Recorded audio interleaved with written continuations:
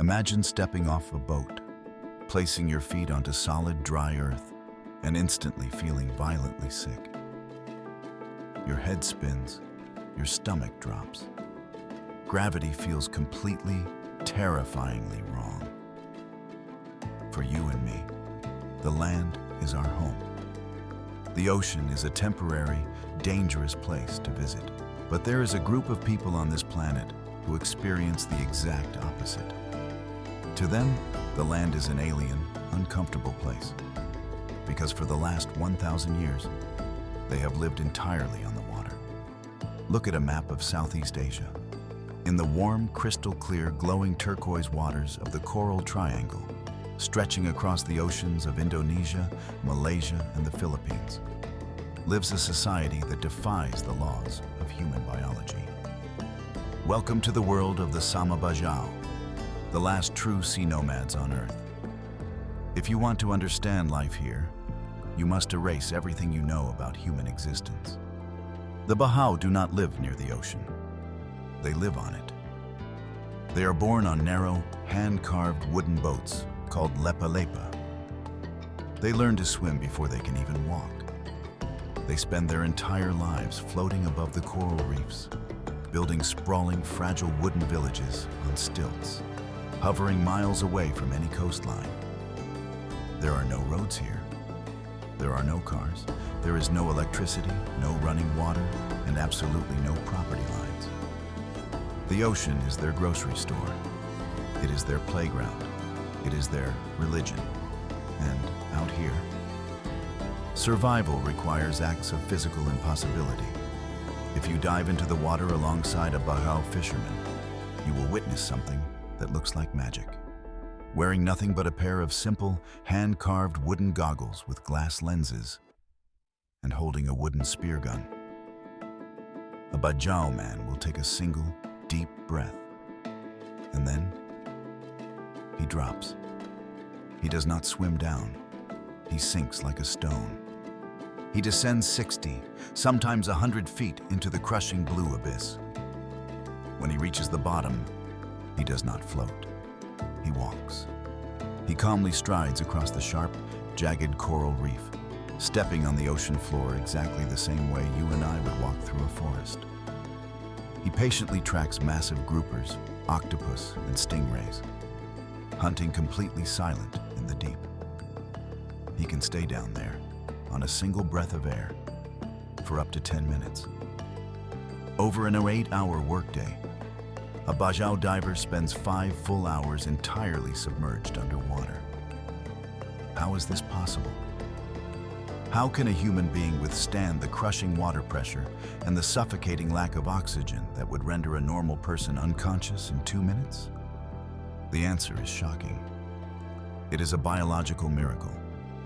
The Bajau have actually evolved. Recently, genetic scientists traveled to these remote stilt villages to study the divers. What they found completely rewrote our understanding of human adaptation.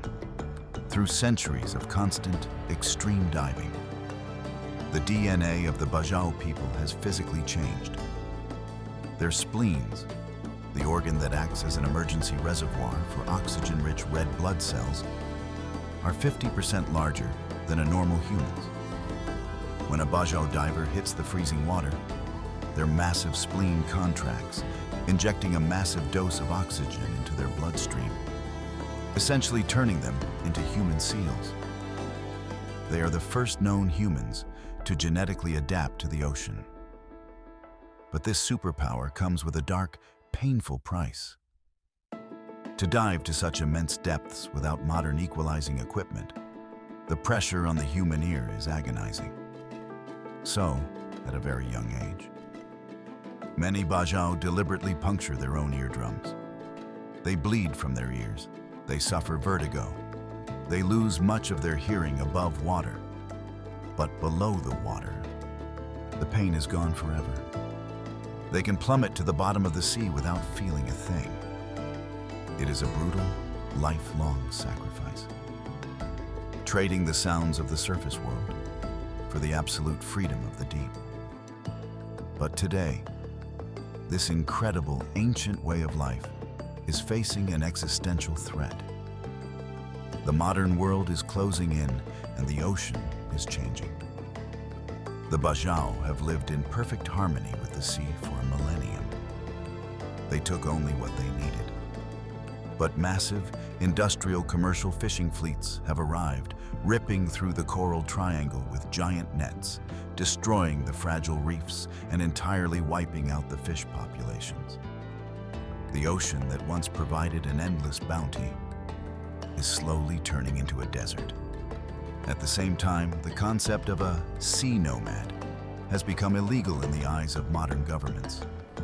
To be a nomad is to cross borders without a passport. But Indonesia, Malaysia, and the Philippines have drawn invisible, rigid lines across the water. The naval patrols now stop the bajau. They force them out of their wooden boats. They force them onto the land. Thousands of bajau have been relocated to dirty, crowded coastal slums. Because they have no official citizenship, no birth certificates, and no land. They are essentially stateless ghosts, denied access to public schools, hospitals, and modern jobs. When you take a sea nomad and force them onto the concrete, you do not just change their address, you break their spirit. But out in the deepest, most remote corners of the Celebes Sea, a few isolated stilt villages still remain. Here, the children still dive into the turquoise water at dawn, their laughter echoing across the waves. The older men still carve the wooden boats by hand, trusting the grain of the wood with their line. To live with the bajau is to witness a profound, unbreakable bond between man and nature. It makes you question everything modern society has taught us about survival. We build massive concrete walls to keep nature out. We invent technology to conquer the elements. We separate ourselves from the earth. But the bajau did not try to conquer the ocean. They listened to it. They surrendered to it. And in return, the ocean literally changed them from the inside out. As the sun sets over the wooden stilts, painting the sky in violent shades of orange and pink, and the sea goes completely, perfectly calm, you realize that these people are not primitive. They are not left behind by time. They are the ultimate survivors. Because when the ice caps melt and the oceans rise, the bajau will already be home as the